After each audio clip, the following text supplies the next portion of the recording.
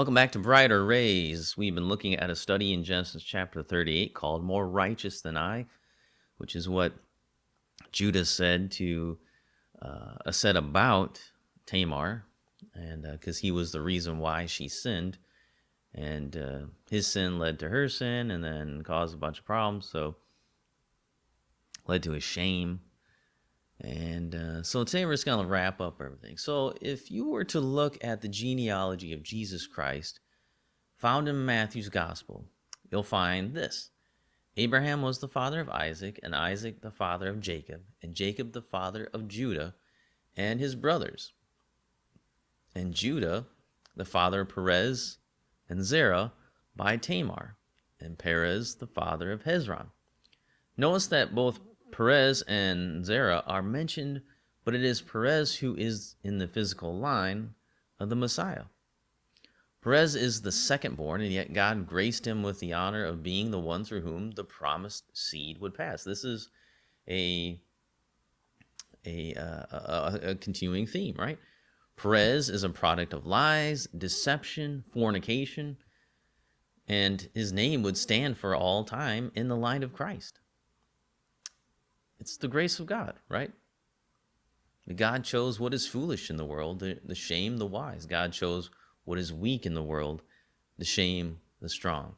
God chose what is low and despised in the world, which would have been Perez and Zerah, even things that are not, to bring to nothing things that are, so that no human being might boast in the presence of God. That's what it all comes down to, right, folks? None of us who are Christians, none of us who are saved, can boast in anything. I can't say, well, one day I walked down the aisle, or one day, I thought really hard about it and I figured things out. If we try to do that, then we're wrong. You might have walked down an aisle. You might have signed a card. You might have, one night in your room thought about the things over and over again, and then they made sense to you. But why did it make sense? Why did you do those things? It wasn't you. That's the point. And what were you? Why are you saved? Are you an important person?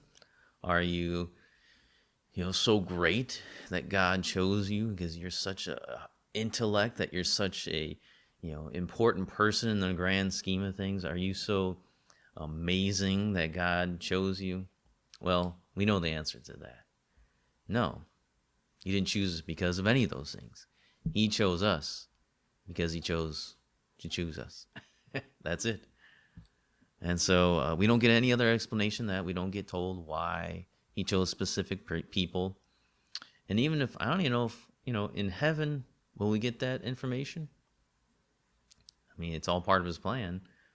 So, and I don't know if we even be able to understand that. That might always be above our comprehension. Why did he choose me? It's a good question. But we need to live in the light of that idea. We need to live in the light of the fact that God didn't choose me because of me. He didn't love me because of me.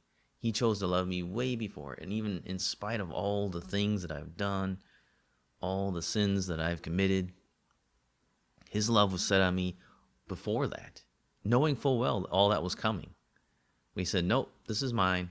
I love this person, and it doesn't matter what they do. I know what they'll do. I know full well what they do. I know exactly what they'll do. But I'm going to love them anyway. So that should encourage you this coming week as you think about that. Man, God is good. His amazing grace is beyond comprehension. And we need to walk in that. We need to know that that's who God is. It's not because of us. Salvation's not because of us. It's not because of what we did. It's not because we chose to follow him.